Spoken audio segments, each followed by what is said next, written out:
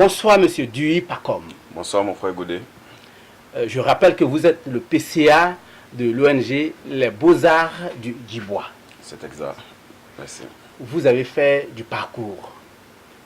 Quelles sont les leçons qu'on peut retenir de façon succincte? Merci, monsieur le journaliste. Je veux dire que nous avons eu une longue tournée. Une tournée qui nous a conduit à l'équipe du dimanche. C'était déjà le 1er mai. L'équipe du dimanche, c'est une équipe de jeunes, hommes et garçons, et hommes et femmes, qui ont décidé de se mettre ensemble et par le biais du Maracana, ils prônent la réconciliation, la cohésion sociale. Où vous les avez rencontrés? Nous l'avons rencontré à Bada. Okay. À Bada précisément. À Bada. Le quartier Bada. Au quartier Bada. Merci. Après ça, le jeudi donc 3 mai, bien évidemment, nous avons croisé les frères du Djassa, le marché Djassa. Ce sont des jeunes dynamiques, oui, et qui ont un poids dans l'économie de Divo. Absolument. Et eux aussi, ils prônent la non-violence parce que c'est le gage de sécurité de leur activité qu'ils mènent. Absolument. Absolument. Nos visites nous ont conduits aujourd'hui au village, voilà, du président Bailly Michael, qui eux aussi nous ont bien reçus et ils ont accepté le message de non-violence et de cohésion. Oui. En tout cas, je tenais à dire merci à toutes ces personnes qui nous ont reçus et que bientôt, nous allons encore mener ces sensibilisations.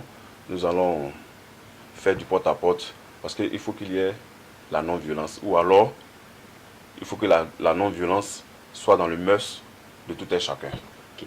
Alors, tous les contacts que vous avez faits, est-ce qu'il y a de bonnes impressions qui s'en dégagent? Absolument, absolument, absolument. Vous savez, la non-violence, c'est le gage de développement durable. On a dû dire on va lutter pour l'autonomisation de la femme, mais dans quel contexte?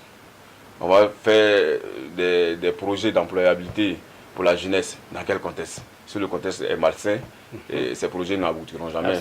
C'est pour ça que déjà, il faut faire comprendre aux uns et aux autres que dans leur comportement quotidien, dans leur comportement de chaque jour, ils doivent avoir la non-violence. La non-violence, déjà, c'est se respecter et respecter autrui. À partir de ce moment-là, on devient non-violent. Sinon, il y a eu de l'engouement. Nous partons vraiment très satisfaits.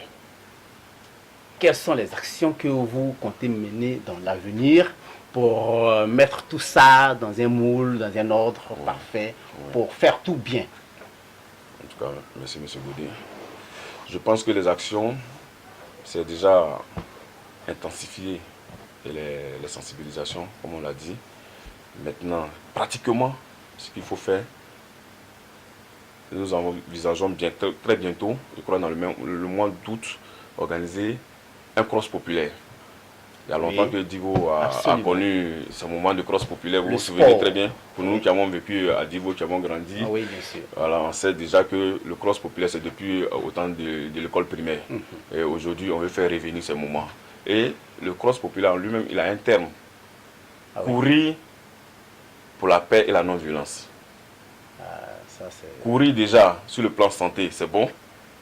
Maintenant, courir pour la paix et la non-violence, je pense que c'est la cohésion totale. C'est voilà. Juste à propos. Voilà.